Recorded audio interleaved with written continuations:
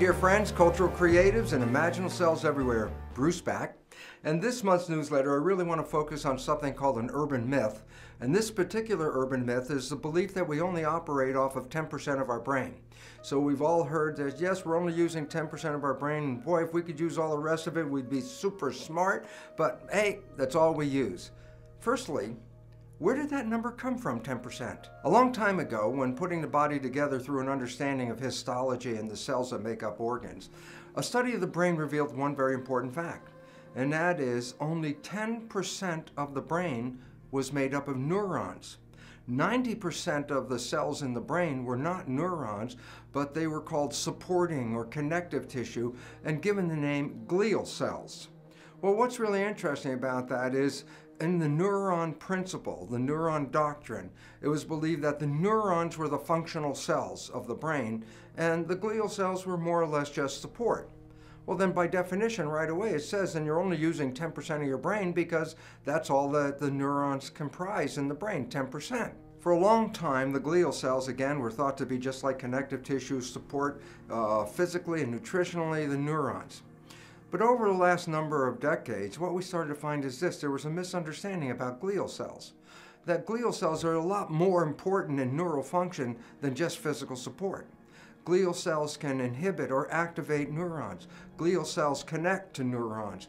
Glial cells can control the activity of neurons. So all of a sudden, these glial cells, which were looked at as just passive cells in the brain, turn out to be actually quite functional in integrating the nature of how the brain works.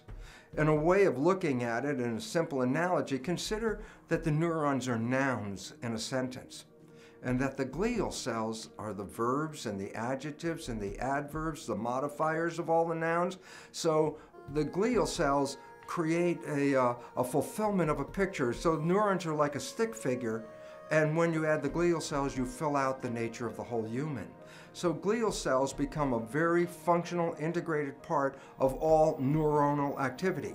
So the concept of the neuron doctrine that said only neurons are involved with functioning in the nervous system, it turns out the glial cells are as well. So now we're not dealing with 10% of the brain, we're dealing with 100% of the brain. Yes, you have access to 100% of your brain all of the time. But does that mean that we actually use the whole brain all of the time? And the answer is no. Because what we start to find out is when we start to live in patterns and in habits, that what happens is we just activate certain neuronal pathways that are habitual pathways. And as a result, these are the pathways that have preference in our everyday life. But if you can engage whole brain activity, you can enhance your consciousness and your awareness and your ability to control your life. So basically it says that we can become whole brain when we start to think holistically, instead of just playing recurrent programs that play over and over again and activate the same pathways. So the relevance is that once we start to engage in whole brain activity, we enhance our ability as humans on this planet. And now we're beginning to find out there are many different ways to engage and activate the whole brain. Some of them involve simple exercises such as something called brain gym. And brain gym is a very interesting exercise of the body and the nervous system integration in this way. My right hand is controlled by my left hemisphere. My left hand is controlled by my right hemisphere. But here's an interesting story. If my right hand, controlled by my left hemisphere, crosses the midline, then it simultaneously gets picked up by the other hemisphere because now it's in that territory as well. So when you cross your arms and when you cross your legs, what you're doing is causing the right and the left hemispheres to work together in harmony. When we are activating brain synchronization, where right and left hemispheres are engaged together simultaneously, it activates something like superlearning. With both hemispheres working together, we have much more superior characteristics of neural function. However, after age 7 and 8, we start to express what is called brain dominance. meaning during the day, we don't have synchronization of both hemispheres. During the day, it's like a wave form. Sometimes we're more in the left hemisphere, sometimes we're more in the right, then it comes back to the left and back to the right, so that we're cycling through one hemisphere at a time. This is called brain dominance, where one hemisphere is dominant over the other hemisphere. Well, the relevance about that is integrating our lives is very difficult in brain dominance for a simple reason. As been suggested, our left hemisphere is based on logic and details. Our right hemisphere is actually associated with emotions and wholeness. And this becomes very important because if you're only looking with your left hemisphere, then all the logic things make sense, but there's no emotional component to it. And reverse, if you're in the right hemisphere, you get emotionally tied up, but the logic drops out.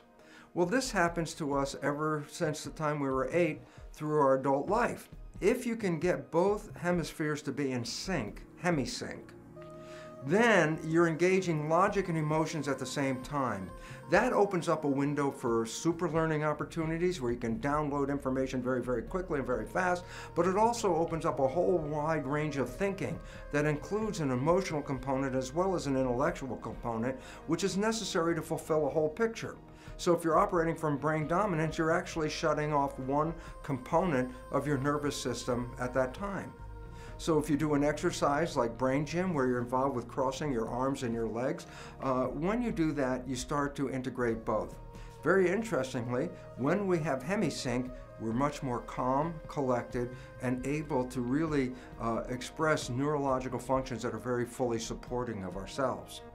And this is why it's very interesting when you go home and relax at night, sometimes you find yourself with your ankles crossed over each other just sitting in your chair.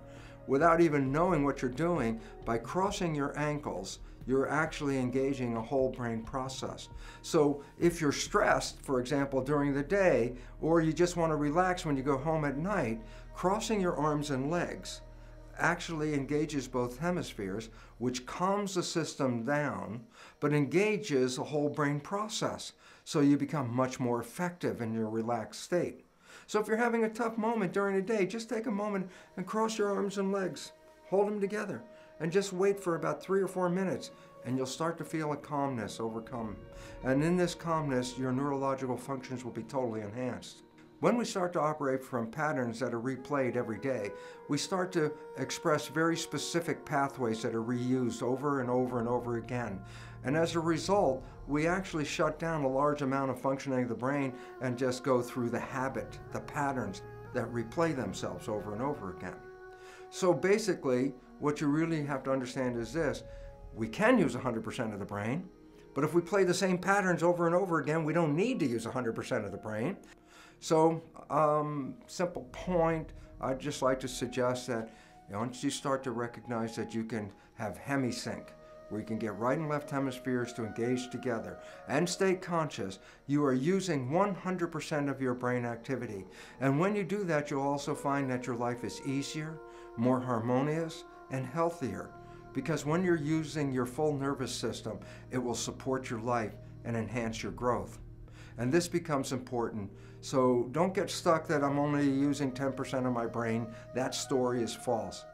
You can use 100%, and it's available to us. And basically all you have to understand is this: stay conscious, stay mindful, and stop playing the same patterns over and over again, because that opens up an opportunity to create new behavior when you stop playing the programs.